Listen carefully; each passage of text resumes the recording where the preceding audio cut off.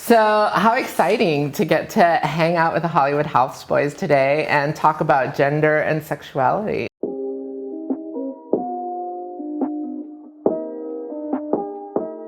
So my name is Ms.Drian Juarez, and I'm a consultant and do a lot of diversity and inclusion work with corporations and various organizations. How we're going to start today is with identity pronouns. Most people don't think about pronouns. Most people assume that when you walk into a space, people will honor how you're presenting yourself. I feel I'm presenting a feminine identity, but people still use the wrong pronoun when referring to me sometimes. And sometimes it's people either who just don't know, they're confused about your identity, they read you as trans, they see that you're presenting in your identity, but they just can't make that connection in their brain. And sometimes people are mean. They just want to out you to others to show people that you're trans and create an unhealthy, unsafe environment for you. And so pronouns are really, really important for trans people. So I have a question. Yes. Can you use two sets of pronouns? For example, like can I use he, him, and also use they, theirs? Definitely. And I use female pronouns and gender neutral pronouns. So I tell people you can refer to me as she or her. She's doing the presentation. She is, going to go grab coffee with us afterwards. Or they, them. They are doing the presentation. They are going to go grab coffee with us. So I like both pronouns.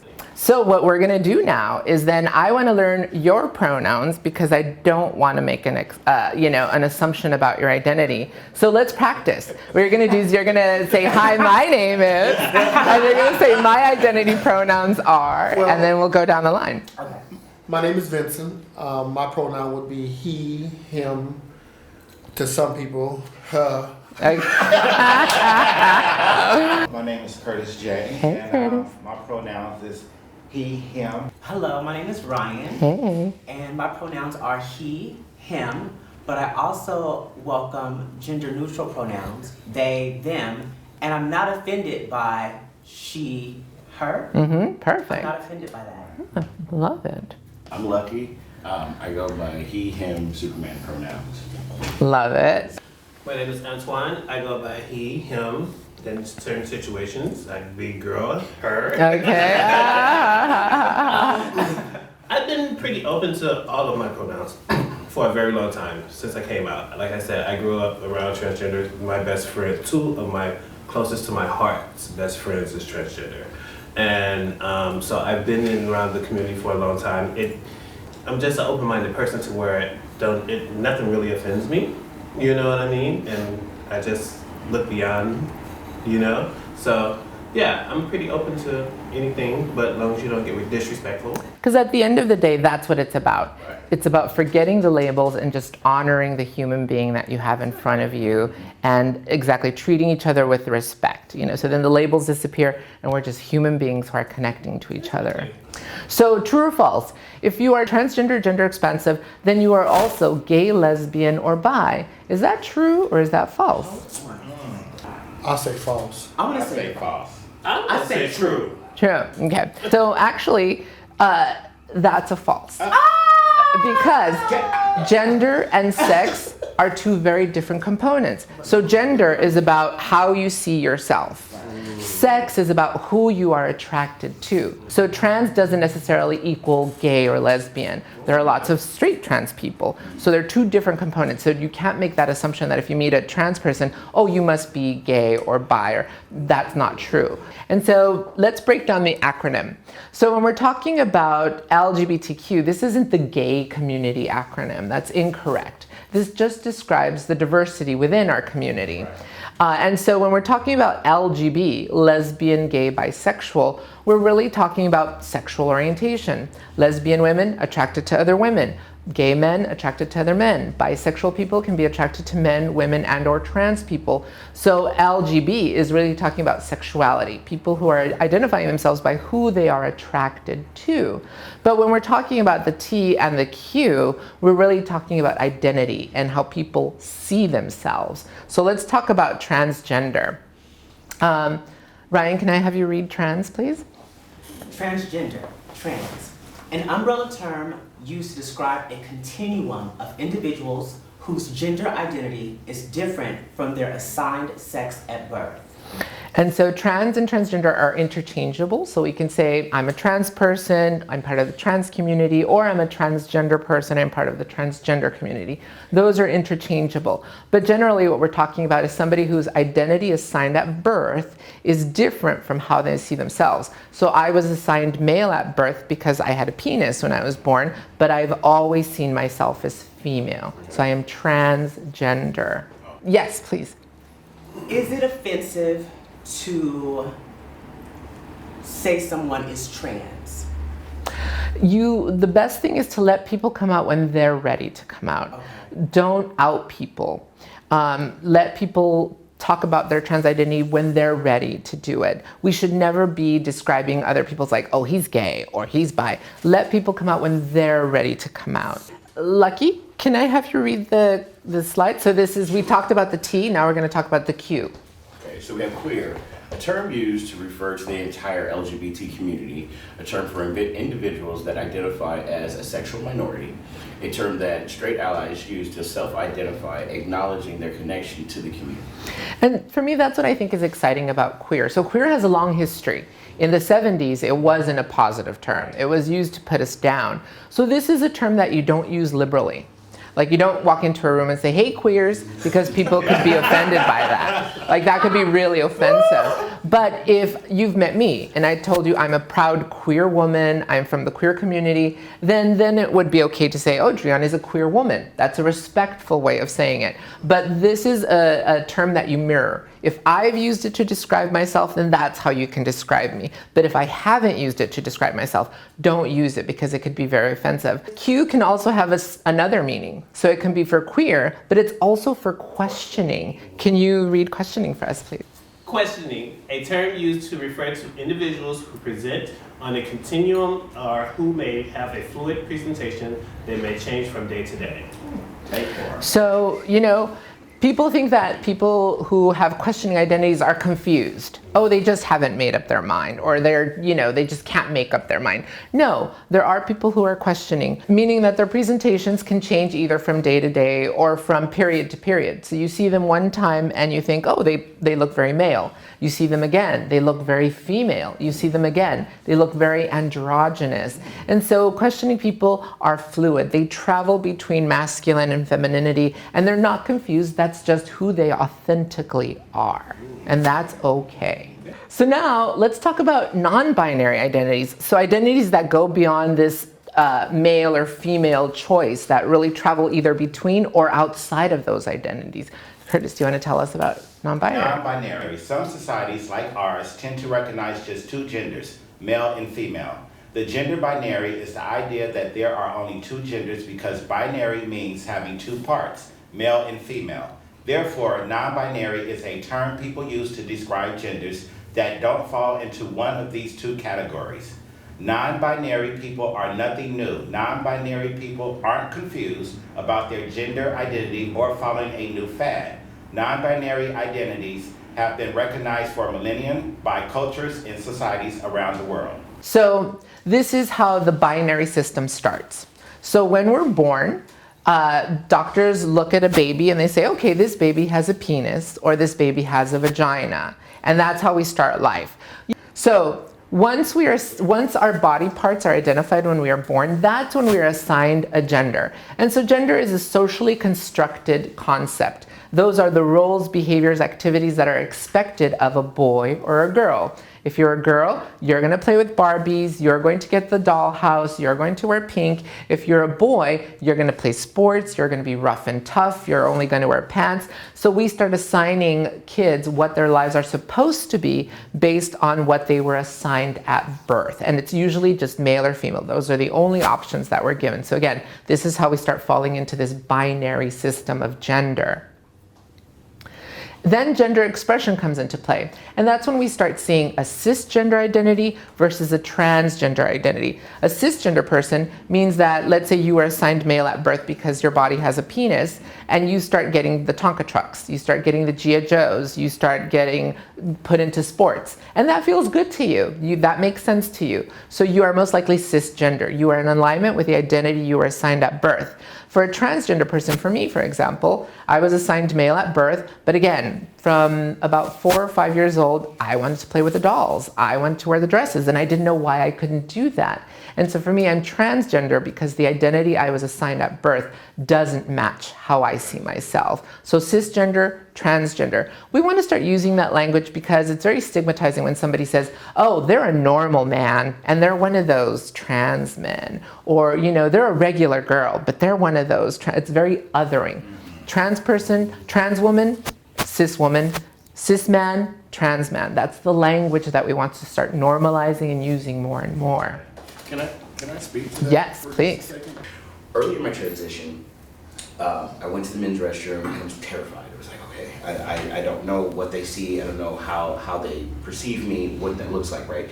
And so I went into a restroom and I heard a conversation outside of the stall. And they're like, you know, that's a girl. That's not really a man. And all of these things, and then whispering and all of these things. And I was actually accosted in the bathroom. So coming out of the stall just to go wash my hands, it was, you ain't supposed to be in this bathroom, you're a perpetrator, you're an imposter, all of these things. And it was just two men that were in the bathroom and noticed that my feet were facing the wrong way. Wait, so wait. When you say your feet are facing the wrong way, You're not standing up? Right. to me, Right. that's a person that's curious of who you are, and in their mind, they're probably wanting to be who you are. Right. Or That's that's clocked curiosity. me before I went into the bathroom. And if they clock you, Right. why are you so much in my world? Right. Why are Right. you so much in my business? Right. And that's heteronormative privilege, when you can walk throughout the world and not have your identity questioned at every level, from using the restroom to going to a changing room. You know, most people have the privilege of not having to think about those things. We worry about that every single step of the way when we're traveling throughout the world. Ryan, can I have you read the last one, please? When initiating sex with someone, you do not have to worry that they will not be able to deal with your parts, or that having sex with you will cause your partner to question his or her own sexual orientation. And so for trans women of color, if we're dating someone, we have a great relationship, maybe our partner knows that we're trans already, but once their identity starts getting questioned, oh, so you're dating a man. Oh, so you're dating a drag queen. Oh, so then you're gay. And oftentimes our partners don't know how to deal with it, that they turn to violence to us and they hurt us because of that, because they just, and they don't have a community that they can go talk to and say, hey, this is what I'm experiencing. They have to internalize that, and that becomes something that becomes so overwhelming to them that instead of dealing with it, the only way they deal with it is by violence. I'm gonna hurt you because you're the one who's making them question my identity. Right, because I think that that could have been one of the reasons why Dominique was murdered. I don't know, but I do know that when I went to the trial and he was the guy that murdered her, when he was on the stand, the way that he presented the incident that happened was that he was at a point where he was in this relationship with someone who was older and trans, and he was younger and questioning. And he was afraid of what people were going to think outside. And so it was almost like he didn't want that information to be out. And so in the midst of that, he thought, I guess maybe like by killing her, that it would silence it, but it made it bigger. And it's also a way of like, I'm proving my masculinity because look, I'm hurting this person who made other people question my masculinity. And that's what we want to change, this toxic masculinity, that defending your masculine identity, you're willing to kill for that. Why? Why is that such a thing? Why do we punish people who embrace their femininity? And that's, you know, that links back to sexual racism. Why is femininity seen as such a bad thing? And hypermasculinity, if you're a gay dude who can pass for straight, you're the best. You're the one that everyone wants to hook up with. Why? Why do we hold that standard of straight and butch is the ideal and femme and not, you know, hetero identifying is less than? What can we do to change that? What can we do to change the paradigm to create a world that's inclusive? When you're not sure about somebody's pronoun, remember, what are we gonna do? Use they. They want to join our group. They want to go and have lunch with us. Or you ask the person, tell me your name again. My name is Drian. Oh, my name is, Robert, or what have you. Robert is going to join us at the party. Robert is going to go have lunch with us. Just use the person's name. Use gender non-specific language when you're talking to somebody. So the way that we communicate heteronormativity is if we have lunch together and you start asking me, so do you have a boyfriend? Do you have a husband?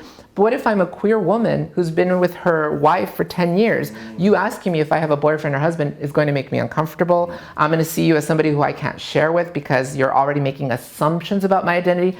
But if you say, are you dating someone? Are you in a relationship? Do you have a partner? Then you're communicating, I am an open individual, and you can share who you authentically are because I'm not going to make any assumptions about who you are. Educate yourself. Some of us are the activists who will tell you everything you want to know about trans.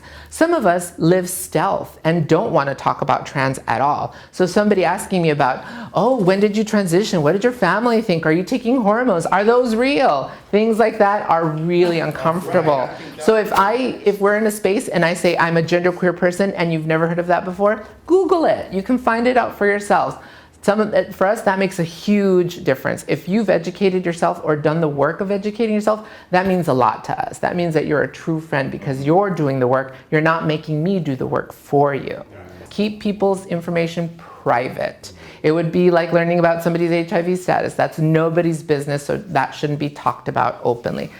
And validate people's expression, even if you're not sure. If somebody tells you, I'm genderqueer, you've never heard of that before, don't be dismissive. Okay, whatever. No. Genderqueer, tell me more about that. I've never heard about genderqueer. And then they'll tell you, and then you honor that identity. Yes. I would say that I didn't honor Dominique in that way, because I think I might have been too immature at the time to realize that who my best friend was. I had a best gay, I thought it was my best gay friend. And we were like, we were playing makeup and stuff together. But then when she started smoking, put on wigs, and I was like, I just thought she was going too far. I didn't realize that my friend was transitioning. And I always felt bad because when we were thinking of the name Hollywood Houseboys, she was like, well, I shouldn't even be on the show. And I'm like, boy, I didn't always really listen, but the way that we fixed it was, it was reality television with a twist. And she was that twist, and it was just a way to get people to listen. But I just felt, I just want to let her know that I apologize for not fully honoring her because I really didn't understand. It was my best gay friend. I just thought it was a gay boy going too far when really my friend was transitioning. I think that's exactly what you're doing here. This is part of Dominique's legacy, that now you're helping to educate others, that you're spreading information. That to me is one of the best ways that we can honor our fallen heroes, by creating more safe spaces, So thank you for what you're doing, Ryan. So in closing, I just want to say how honored I am that you are all here, that you're opening up your hearts and your minds to having these discussions, because that's how change will start. When we do it ourselves, then we radiate that energy out to others. Then we create the space for others to do the same. And trans women of color are facing the highest levels of violence out in the world. And so for me, this is a really, I think, incredible way of honoring Dominique and letting her know that we're carrying her legacy of authenticity, of love, of learning about ourselves without fear, that we're carrying that energy forward. And that is her legacy, to inspire us to be our true selves. So I want to end by thanking Dominique for being who she was, for being in our lives, and for leaving a little piece of herself in our hearts, so then we can give that to others. So thank you.